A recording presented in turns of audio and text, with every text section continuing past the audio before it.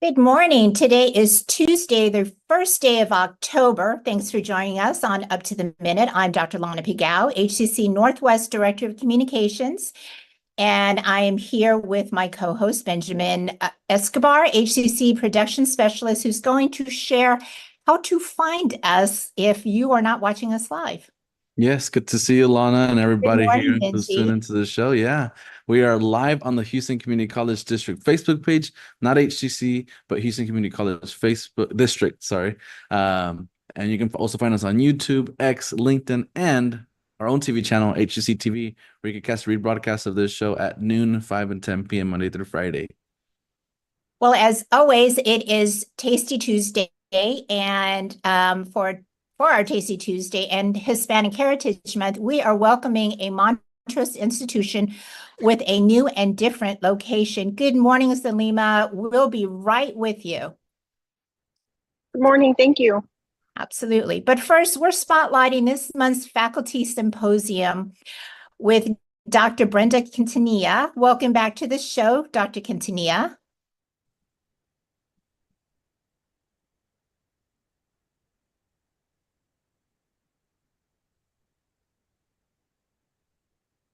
Can you hear me? There you are. Oh, we can hear you. okay. I think there was a delay. I was saying thank you Yes, so we much didn't. for having me back. Oh, absolutely. We didn't see your video there for a second. So welcome back. So let's talk about your team coordinating the 12th Annual Faculty Awards and Student Engagement Innovation Symposium. Tell us about that. Sure. Well, as you mentioned, this is our 12th year to celebrate our faculty through our Faculty Awards and Student Engagement Symposium that we're doing. It's basically coordinated through the Teaching and Learning Innovation department, and it really includes all of the different centers that fall under Teaching and Learning Innovation. So our Centers for Learning Innovation, our Faculty Academy, and also our Teaching and Learning Excellence. And basically what we're going to be doing on October 25th is having our symposium at West Loop.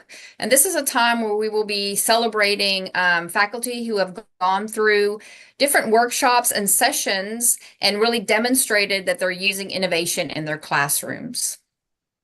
So you say this is a faculty development resource that is by faculty for faculty. Tell us how does this work? So what we do in the symposium is, one, we recognize all of the faculty who have completed and gone through various certifications throughout the year. And then what we also do is we invite them to do presentations. So it kind of turns into a mini conference where they can share the things that they have done in the classroom with innovative technology, with different pedagogies, just so that their techniques are highlighted and our attendees are able to learn from what they have done. So it's kind of faculty teaching faculty and demonstrating their successes for the year. So how does it communicate successful student engagement practices? Again, basically, it's really them showing how they engage students in the classrooms, and really through their presentations and dialogues, the attendees, which typically are other faculty members, are able to learn from each other. And they can then also take those things back into their classroom. So they're really presenting on their successes in the classrooms. Would you be able to tell us some of those student engagement practices? Sure. For instance, we have quite a few faculty who went through a podcasting workshop. So they will be demonstrating how they've integrated podcasting into the learning process. We've also done things with digital storytelling. A lot of faculty go through an online certification program. So ways that they're using their Canvas site to engage students. And then we have also several faculty who have really embraced immersive environments. So virtual environments where students actually can walk through a virtual classroom as an avatar and experience content in that way, and also through virtual reality. So a lot of it is innovative. We try to promote innovative and different ways that students can be engaged in the classroom, so that they are really learning in different modalities. It's not just lecture all the time, but in different ways so that it's engaging. So tell us about this year's theme, which sounds really fun. Yeah, this year's theme is going to be an escape room theme. It's the title is Escape Room: Cracking the Code to Student Success. So we're going to be doing a lot of activities with solving puzzles. We have a challenge that we're going to be running throughout the event where if you can solve a certain mystery challenge, or you'll be winning some prizes and things like that. But the basic theme with our symposium this year is gamification and kind of game-based learning. So we'll be kind of integrating and threading that into the conference. So would you be able to tell us how student engagement helps with student retention and persistence? Sure. You know, when we engage our students through things like gamification or virtual environments, it's really a way to give them opportunities to learn in, like I said, different modalities. People learn in different ways. So when you're using things like universal design for learning by including these different types of learning strategies, it really gives students different ways that they can engage in content and also different ways that they can present content back to the instructor to show that they've mastered the learning. So for instance, if they're doing a digital story about information that they have learned, they're not only learning how to use technology and being creative, but they're also demonstrating learning in the classroom. So again, with using the innovative ways, it just gives them different ways that they can learn and present mastery of content. That's excellent. So at the symposium, you'll have awards as well. Is that right? Yes. Yes, so what we do is we do recognize every instructor who completed our certifications. And like I said, there's a lot of different programs and they all will receive an award, a certificate. We usually also give out a book on a topic. So each participant will receive a book on gamification this year.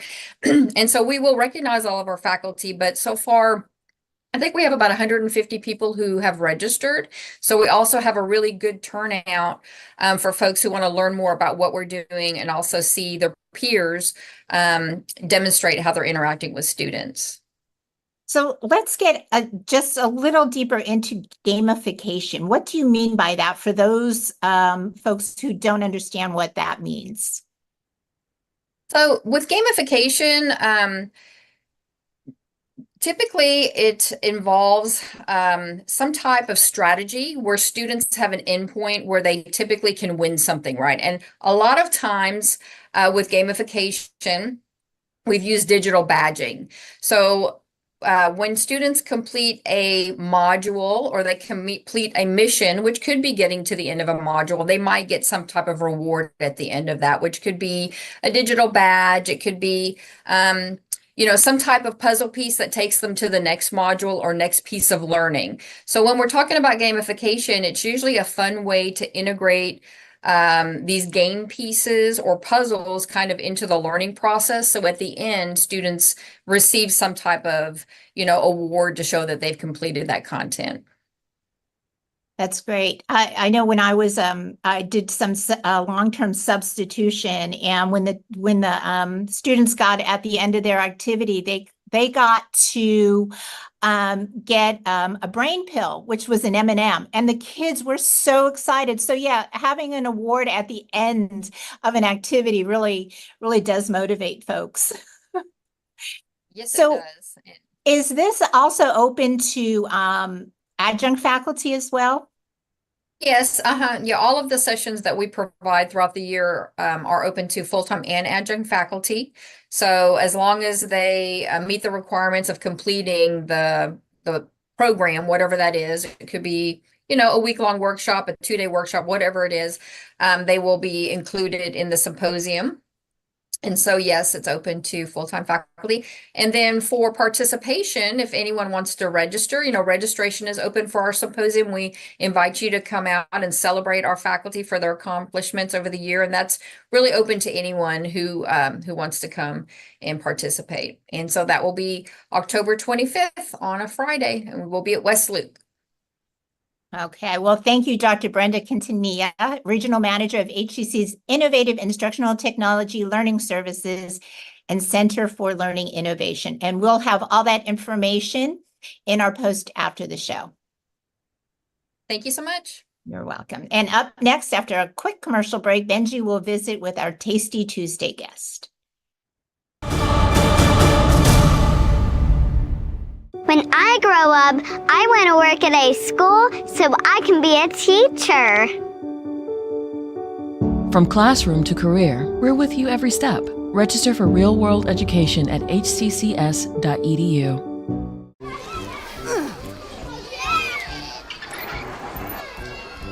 If you love them enough to crawl into a play place to get them to come down, then surely you'll check nhtsa.gov/the right seat to make sure they're in the right car seat. Today I'm going to talk to you about physics. Come on in, girls. Let's go. This is the first rocket to get humans to Mars. Really tall. I'm a rocket structural engineer, designing and building parts of the rocket. You are the generation that will be stepping foot on Mars. Do I have a group of astronauts on my hands? Yes. You can become a rocket scientist or whatever else you want to be.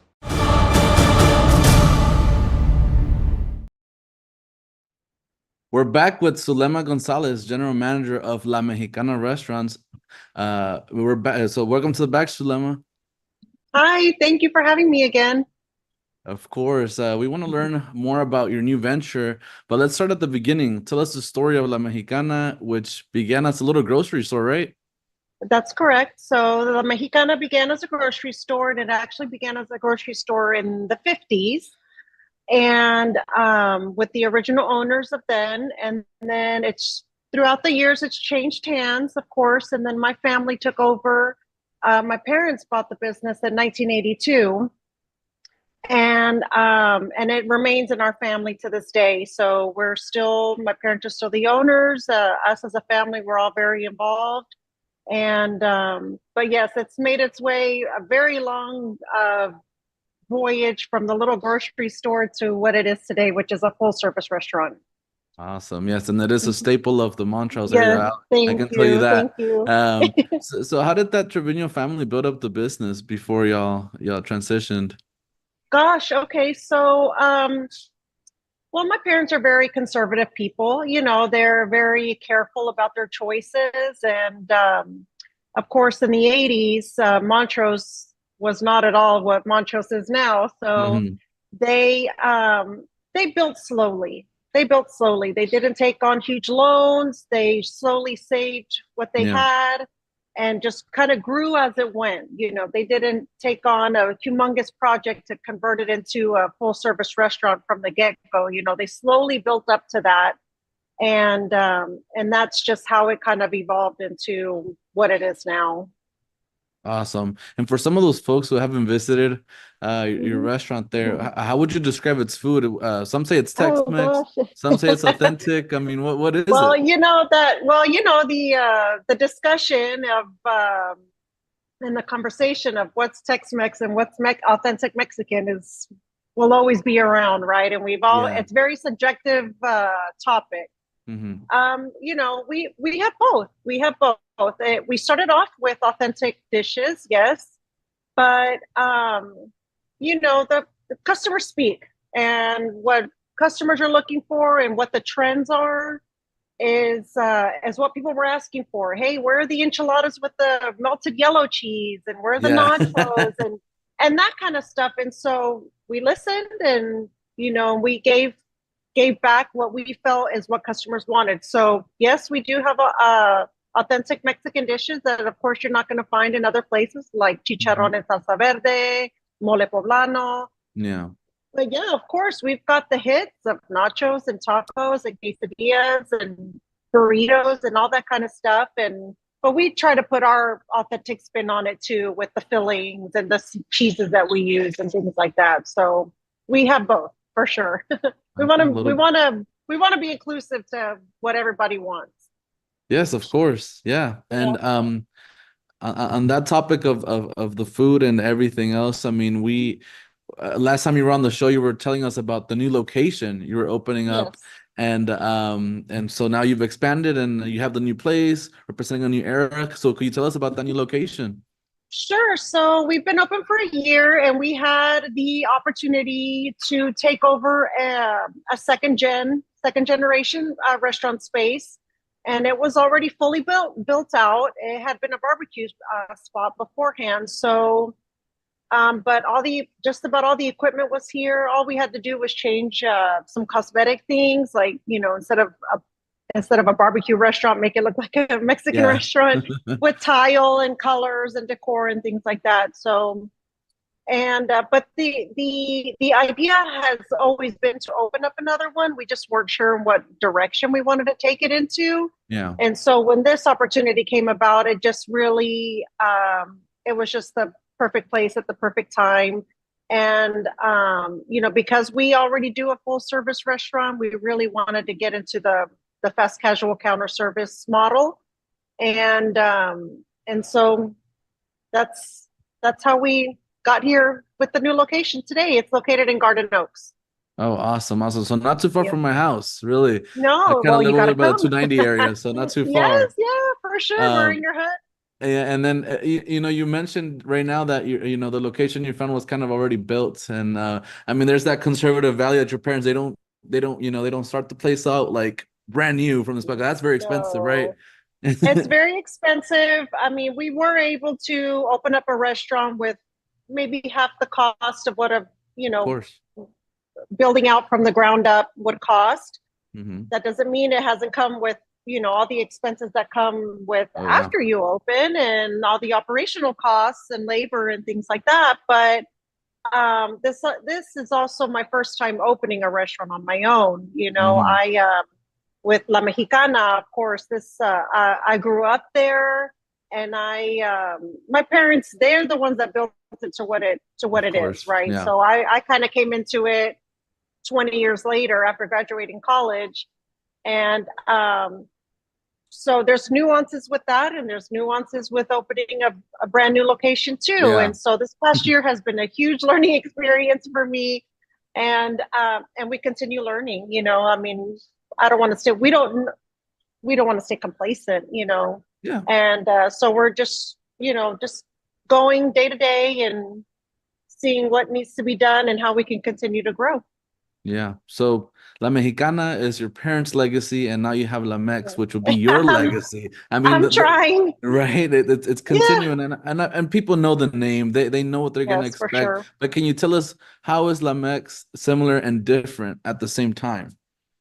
Okay, well, of course, La Mexicana already has the tried and true recipes that we all know, everybody knows, everybody loves. So that aspect was easy as far as what dishes to bring to the new location. Of course, this location is half the size of La Mexicana. Mm-hmm. And so which comes with half, maybe even 3/4 kitchen size of what La Mexicana has. So the menu had to be condensed, which automatically we did like the top hits, the favorites that everybody loves and that we know will be successful. However, this new location has given us the opportunity to try a few new other things, new recipes. And so I would say it's 90% La Mexicana and 10% a few newer items that we wanted to give a try, and that the customers are being receptive to. So, of course. And so, what are your future? So what are your future plans with both La Mex and La Mexicana? Well, La Mexicana, it's a baby, right? It's like a child. You have to nurture it. You have to take care of it. You have to continue feeding it, and that is the plan. That me and my siblings were, heading into our own with La Mexicana. So our plans are to continue what my parents have grown, have built. They put a lot of hard work into it, and I can't even emphasize how hard they worked at it. We saw it firsthand, but to take what they've done and continue to nurture it and grow it and take care of it and make sure that it remains a staple in Montrose and continues to be the background, for so many other people's special events. And that's the goal with La Mexicana and La Mex, of course, is, the idea is to grow it and have multiple units and see where it can go. The sky's the limit, really. And so, like I said, we're just beginning here. So I'm optimistic for the future, for sure, for both concepts. Of course. And, a year, that's great that you've been open for a year already. So Thank you. We wish you more success really with your Thank business you, there and thank you, your thank venture you. there. Thank you so much, Thank you. Zulema Of Gonzales. course. She's Thank the you for having me on again.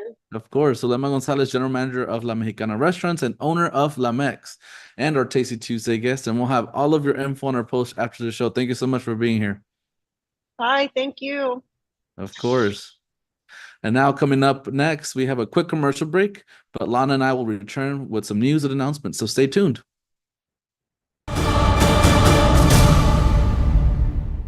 When I grow up, I want to work in a lab to build robots.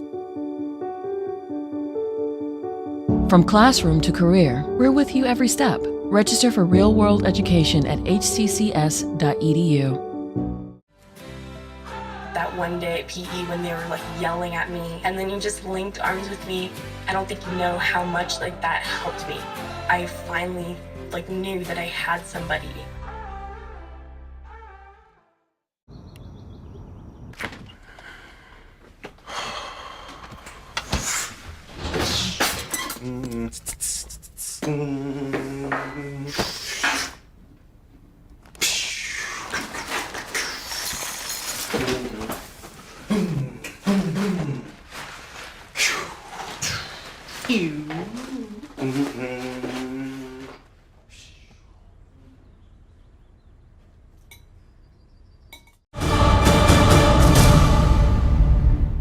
Well, welcome back. Hey, are you looking for something to do today? If you are, HCC Southeast Student Life will host its annual 8-ball extravaganza pool tournament.